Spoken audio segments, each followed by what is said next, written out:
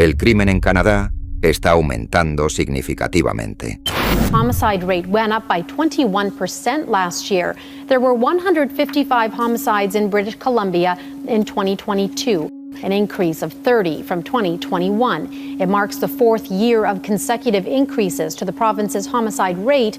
Across Canada, homicides are up by 8%, in part due to an increase in gang-related killings.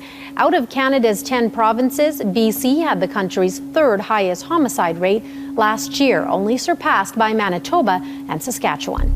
The Vancouver metropolitan area also had the second highest homicide rate among Canada's large urban centres, while Winnipeg had the highest. Así es, Canadá es en realidad el hogar de algunos de los criminales más sórdidos y sofisticados del mundo. Esto ha pasado en gran medida desapercibido en los Estados Unidos, probablemente porque nadie en los Estados Unidos habla o se preocupa mucho por lo que sucede en Canadá. Pero, lo creas o no, Canadá no solo es hogar de poderosas bandas o pandillas de motociclistas y de criminales de la mafia italiana. En los últimos años, se ha convertido en un objetivo lucrativo para las organizaciones internacionales de contrabando de drogas. Pero antes de hablar sobre quiénes son esos actores, veamos las razones por las que Canadá es un objetivo tan atractivo para los criminales de alto nivel. ¿Por qué Canadá se ha convertido de repente en un hervidero de actividad criminal internacional? ¿Será por la migración masiva que se ha venido desatando los últimos meses? ¿Será que la policía no está preparada para enfrentar altos niveles de criminalidad que se ha venido presentando últimamente? Pues bueno, la primera y probablemente más importante razón es que Canadá carece de leyes efectivas contra el crimen organizado. Este era un país tan calmado y pacífico que nunca pasaba nada. Y ahora carece de leyes que combatan el crimen organizado, como por ejemplo los estatutos RICO que tienen los Estados Unidos. La Ley de Organizaciones Corruptas e Influenciadas por el Crimen Organizado, más conocida como RICO, son leyes antimafia aprobadas por el Congreso en la década de 1970 y luego explotadas por Rudy Giuliani a principios de los 90 para desmantelar permanentemente a las 5 familias de la ciudad de Nueva York. La explicación más amplia para las leyes RICO es esencialmente la siguiente. Permiten que una persona sea procesada por cometer delitos como parte de una organización criminal más grande. Además, permite el enjuiciamiento de personas que dirigen y ordenan a otros cometer delitos, como un jefe de la mafia ordenando un asesinato, que es precisamente la razón por la que las leyes RICO fueron originalmente apodadas las leyes de la mafia. Estas leyes estaban destinadas a facilitar una forma para que el gobierno derrocara a los poderosos capos de la mafia que nunca serían atrapados cometiendo delitos en flagrancia. Desde entonces, las leyes se han expandido en alcance y ahora se enfocan principalmente en organizaciones de tráfico de drogas de alto nivel.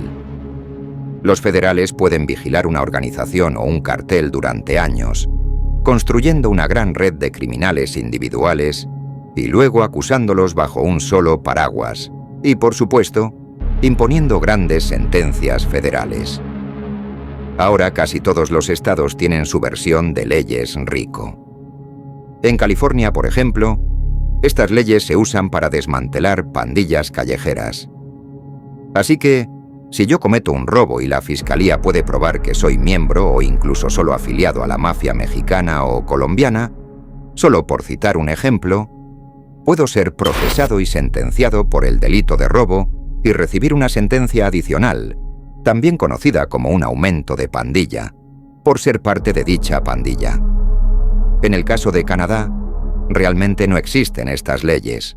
Finalmente se aprobaron algunas leyes contra el crimen organizado en 2006, pero según muchos en la aplicación de la ley canadiense, no funcionan. Por ejemplo, en Canadá no existe una ley de asociación mafiosa que convierta en delito simplemente formar parte de una organización criminal identificada. Como lo menciono en el video anterior del narcotraficante Bindi Johal, que a pesar de abiertamente declararse narcotraficante en juicio, ante un juez, siempre quedaba libre después de ser acusado de asesinatos y otros crímenes, dándole un largo reinado de más de una década en Vancouver. Entonces, esto convierte a Canadá en una guarida para los miembros de la mafia que buscan refugio de la persecución en lugares como Italia.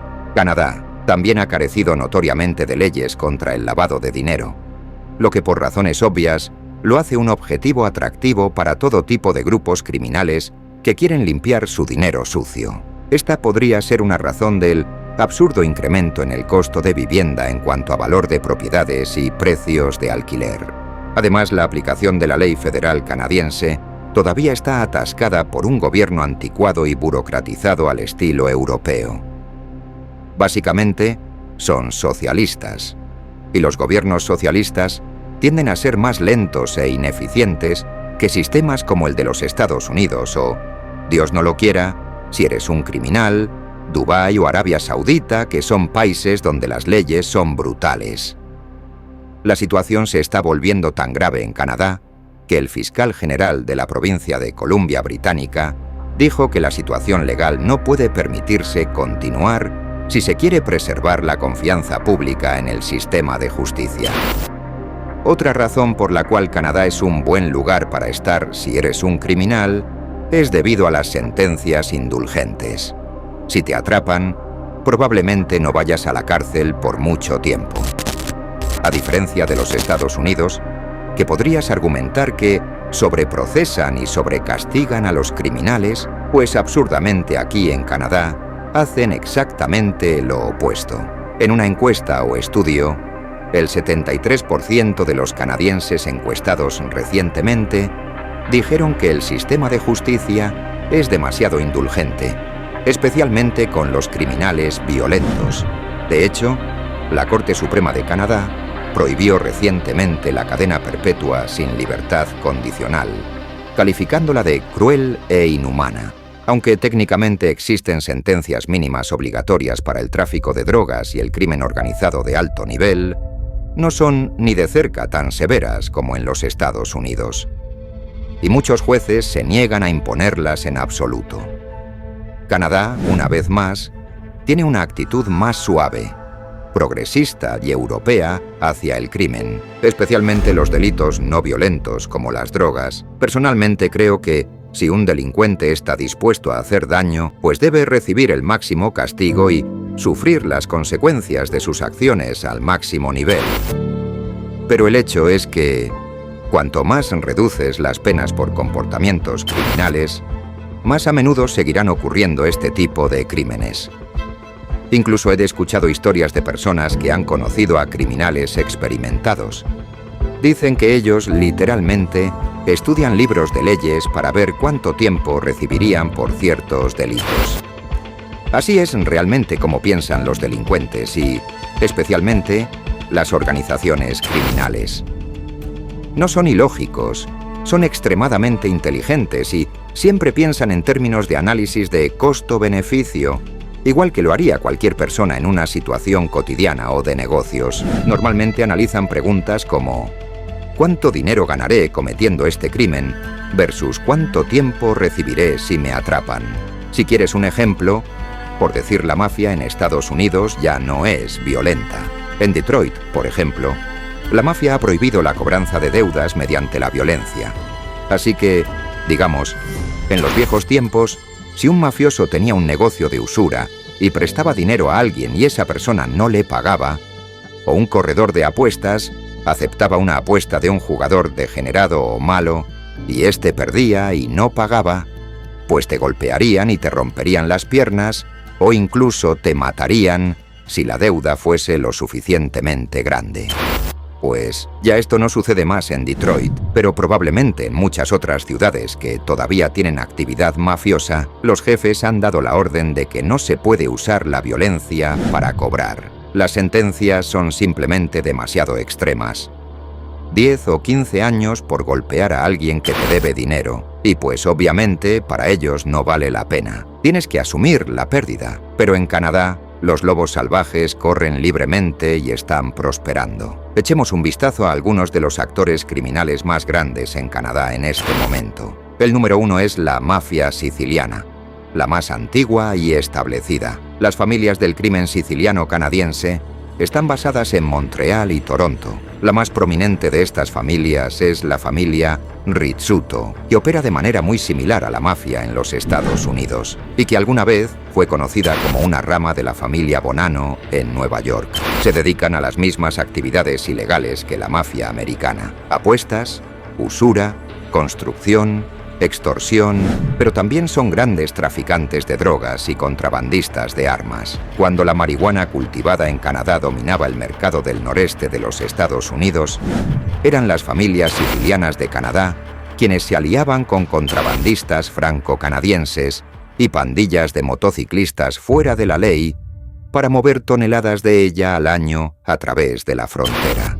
Hoy en día, las drogas vienen en la dirección opuesta. Los sicilianos ahora están importando niveles récord de cocaína, metanfetaminas y cigarrillos sin impuestos a Canadá, y ahora tienen competencia de otros italianos. La 'Ndrangheta de Calabria, Italia. La 'Ndrangheta, la más rica y poderosa de todas las organizaciones italianas, ahora tiene una fuerte presencia en Canadá. Son expertos traficantes de cocaína y están profundamente aliados con los carteles mexicanos, especialmente de Sinaloa. Ha habido una verdadera disputa sangrienta en Montreal, y no solo en el pasado, sino también en la actualidad. Asesinatos a plena luz del día.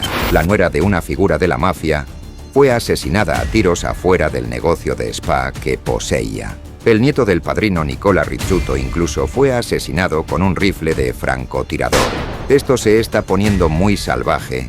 Están operando en Montreal en 2024 de la misma manera que las 5 familias se movían en la década de 1970, cuando los asesinatos estaban fuera de control en Nueva York. El siguiente en la lista de los carteles más peligrosos de Canadá son los chinos. Ahora las tríadas chinas están basadas en el oeste de Canadá, principalmente en Vancouver y sus alrededores.